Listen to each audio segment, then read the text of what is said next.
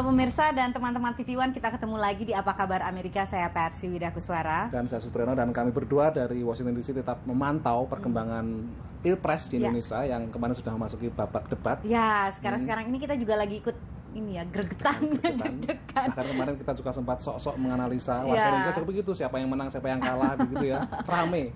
Ya, dan memang yang namanya tradisi debat ini meskipun di Indonesia mulainya itu sejak kapan ya? Kira-kira tahun 2004, ya. Pilpres 2004, kemudian 2009 ini jadi ketiga, dan kemarin kita lihat lumayan bangga ya, artinya bisa menggelar sebuah debat yang dengan format yang cukup megah dan juga yang tertib gitu ya.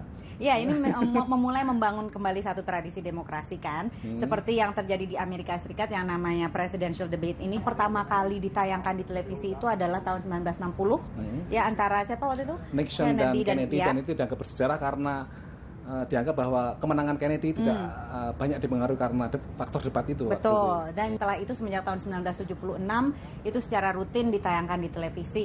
Namun yang namanya format debat presidensial modern itu sebenarnya diadakannya itu udah jauh sebelumnya, yaitu antara Senator Abraham Lincoln waktu itu dengan Senator Stephen Douglas. Artinya format yang berdua berhadapan gitu ya. Nah, kalau pengaruhnya terhadap konstituen, kalau di Amerika sendiri sebenarnya seperti apa sih pengaruhnya terhadap para pemilih ini? Ya, kalau secara statistik sebetulnya orang yang nonton debat itu biasanya sudah punya pilihan. Sudah punya pilihan, dalam kepalanya sudah milih calonnya sudah pasti. Betul. Gitu ya. Sebagian besar begitu ya. Sebagian besar begitu, kecuali undecided voters. Dan kalau dilihat secara statistik, ternyata dukungan atau berkurangnya dukungan terhadap satu kandidat setelah debat itu hanya beberapa poin saja. Jadi tidak terlalu mempengaruhi hasil pemilu.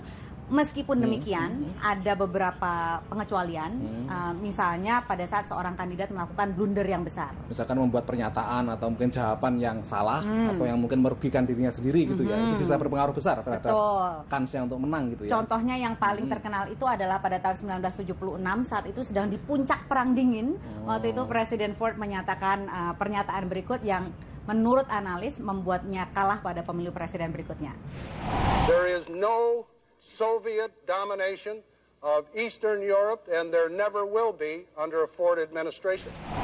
Nah, tadi blunder gitu ya. Tadi blunder. Terus kemudian mungkin yang lebih dekat lagi yang tahun 2012 kemarin pada saat Mitt Romney juga melakukan blunder politik pada saat dia ditanya apa yang akan dia lakukan untuk meningkatkan peran perempuan dalam pemerintahan, jawabannya seperti ini.